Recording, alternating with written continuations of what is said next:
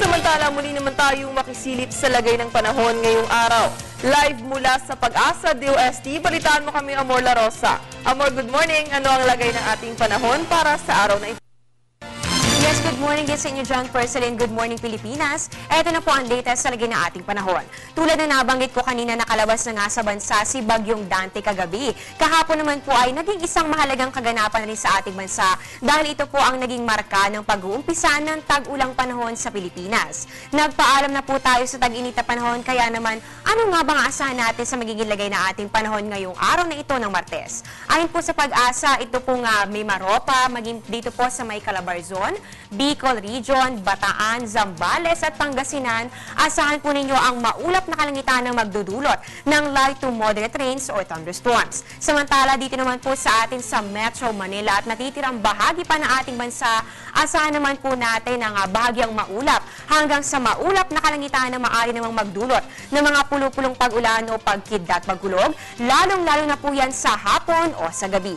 Dahil nasa tag-ulan na nga tayo, ano nga ba ang mga pagbabago na ating mararanasan sa panahon?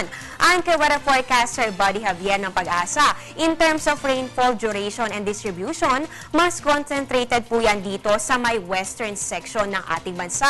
Aabot po yan ng 100 mm to 500 mm. Kaya bababa rin po ang mga temperatura dahil sa mga pag-ulang ito. Sa sea condition naman po, maaaring magtaas na rin po ng gale warning, lalong-lalo na nga po dito sa kanlurang bahagi ng Pilipinas. At syempre, nagpalit na rin po tayo ng hangin at umiiral na ngayon ang southwesterly wind flow. Samantala mga kababayan, kahapon po ay naranasan ng mga pag-ulan kahit po umaga pa lamang.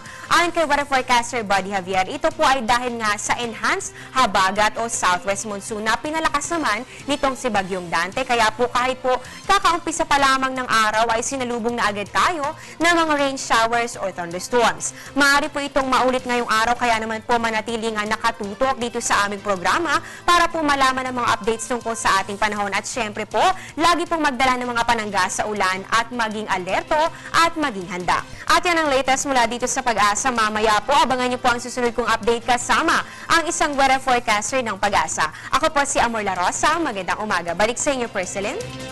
Maraming salamat, Amor La Rosa, live mula sa Pag-asa DOST para sa ating silip panahon.